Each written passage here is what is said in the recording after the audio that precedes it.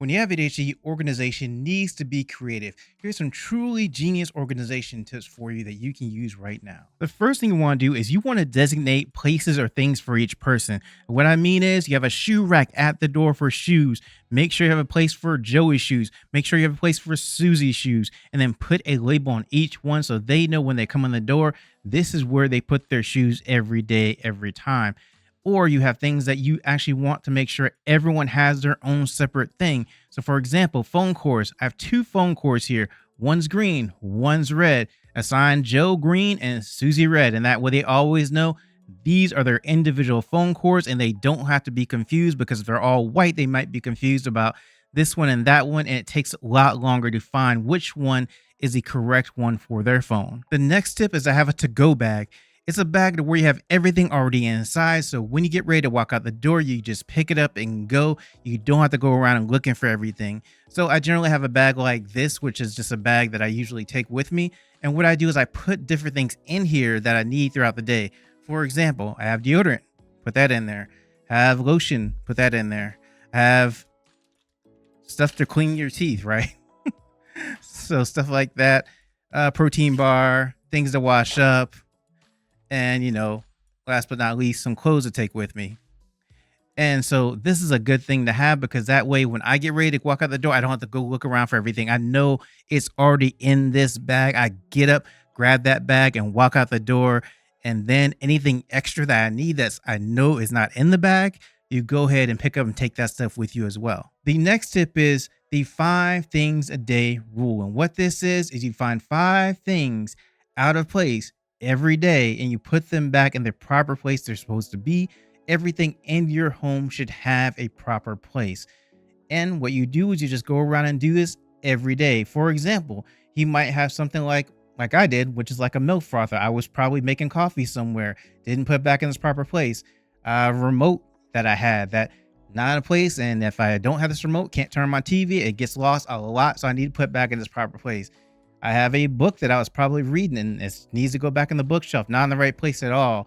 I have a video game controller that I was playing Xbox, lost it. It was under some clothes. I have to make sure that's in its proper place. And lastly, I have some shoes that don't need to go in the middle of the floor. They need to go back to where in the proper place in the closet. And so I need to go around and put those back in the place it's supposed to be as well. And after I got all those 5 things done, I'm done for the day. And then the next day I go around and try to find 5 more things that I can actually put back in the proper place as well too. Now the next tip actually concerns these 2 containers. When you have containers, make sure they're clear, but also make sure they are uniform. And the reason for this is because it's much easier to recognize what's in the container if you already know all these containers that look like this have these same things in them. So for example, these containers I have right now all have cords and wires that I need for my computers or phones or whatever. I know anything that looks like this has those in there. So when I look at that and I see that container, I know, hey, I don't have to look anywhere else. It should be in one of these containers. Now, the other thing about this is if you have multiple items, you want to make sure that you know what they are. Then you get different sizes of containers or different kinds of containers, different colors of containers, and put other things in those containers. And then when you see those sizes, those colors, those shapes of containers, you automatically know what's also inside the containers. My recommendation is to still get clear containers as much as possible with ADHD, so it's much easier to look inside and see what's inside. You can see right here, really easy to see that there's some wires inside here, cords and everything like that.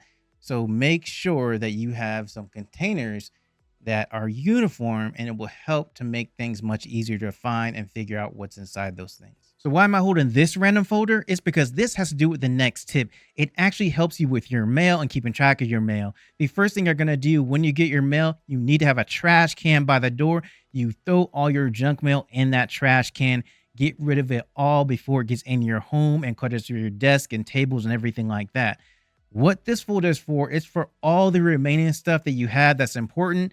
You take this stuff, put it in this folder. This is a monthly folder. That way, when you go through the month and you're wondering what did you miss, what you didn't pay, what you still need to go through, and that's important, you have it all in one place in a folder. You do have to keep this somewhere where you can always find it. So have a filing cabinet for it or something like that. but this is going to help you keep track of the important mail and make sure there's nothing in here that's junk mail. So this tip has to do with your kitchen. Now, let's say you're about to cook and you have got your stuff in here, you've got it on the stove and everything, and you are now have some time before it actually gets done. While that stuff is cooking in this pot and the other stuff is cooking as well, go through and actually tidy up your kitchen while you're waiting.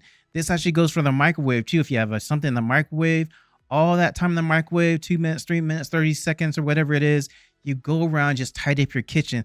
Those little different increments, those small increments make a little bit of difference and can make a major bit of difference if you have a longer amount of time, because now you actually are getting stuff done because you don't have anything else to do right now besides wait for that food to get done, wait for that food to cook, wait for that microwave to stop. And this is going to help make it so that you don't have as much to do after you're done cooking. Now, this is obviously a laundry basket, and the next tip is about doing laundry. So instead of just having one of these baskets in your home, you're going to actually have three of these different baskets. Now, what you're going to do is you're actually going to have one basket for your clean clothes, one basket for your dirty clothes, one basket for clothes that you have worn once, but you think that you can wear again. They're not really dirty. You have a basket for that as well.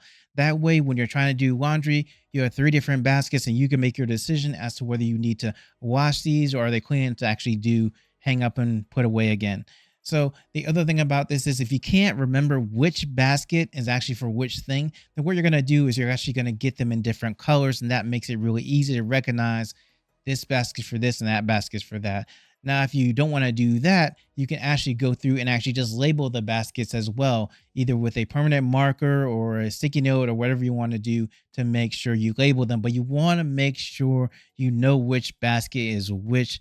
The next tip is you're going to designate different places in your home as different zones, and you're going to clean in that fashion. So, for example, you have a coffee place, you make your coffee, that's going to be a zone. You're going to have a place you maybe work out in your home, that's going to be a zone.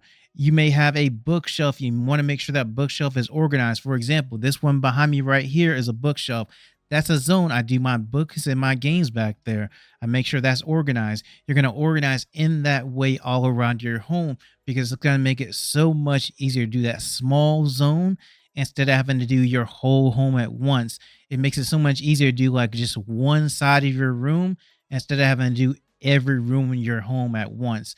You're just kind of breaking it down, and you break it down as much as you need to break it down, as small of a zone you need to do to make sure that you can start it and get through the whole thing. And each time that you clear out a zone or actually tidy up a zone, you're gonna get a little bit of excitement and feeling because you'll get some dopamine from accomplishing the goal. And that's gonna motivate you to go on and start on the next zone. If you think it's gonna take a lot longer or anything that you might anticipate, go ahead, schedule in a break to make sure that you can get through whatever zone you need to get through. So why am I holding this really cool radical tumbler here? That's my favorite football team. It's because it's going to be used for the next tip, which is don't put it down, but put it away. So if I had this cup right here, I should not take this cup and just put it down somewhere when it's clean. I should actually take it back to the proper place it needs to be taken to and put it away. If you put it down, what's going to happen is you're going to put it down somewhere. You may forget about it there. You may just leave it there. And then you're going to be looking for it at some point and you're not going to be able to find it. Or you're going to come back and look and then realize, oh, I need to put this away. Then if you put it down again, you might forget about it again. So to prevent all that, you just want to go ahead and don't put this down, whatever you're holding. You want to go ahead and then just put it away in its proper place. It's going to save you time and make your home more clutter-free. And the next tip is in your home, you need to have some sort of daily zone that you go by every day and you know that there are things in there that you use every day. And this can be where you have your to-go bag already there, but you want to have things like all your phone chargers for your phones you want to have in this zone. You may want to have your headphones that you use to make sure that there's noise cancellation and you don't have to deal with a lot of noise during the day. Have them there. Make sure you can have them to take with you. Put them in your to-go bag there as well. But this is a place to where you know certain things are every day. It can also be a place to where you put your keys, your phone, your wallet, your purse there so you know exactly where it is. And this is very important because it lets you be able to automatically know, oh yeah, that's right there. That's where I need to go charge my phone. That's where I need to go for these things that are essential to me. That's where I need to go to maybe write a note to somebody else in my family because they can go by there and see a sticky note, or maybe have a dry erase board on there, or just all sorts of things. Whatever you need daily, you want to have in that zone. And here's something else you definitely need to know. I have a video about ADHD organization secrets that I didn't know before, but they changed my life when I found out about them, and I'm gonna share them with you. It's gonna be in this next video that's gonna pop up. Just click it and watch that video.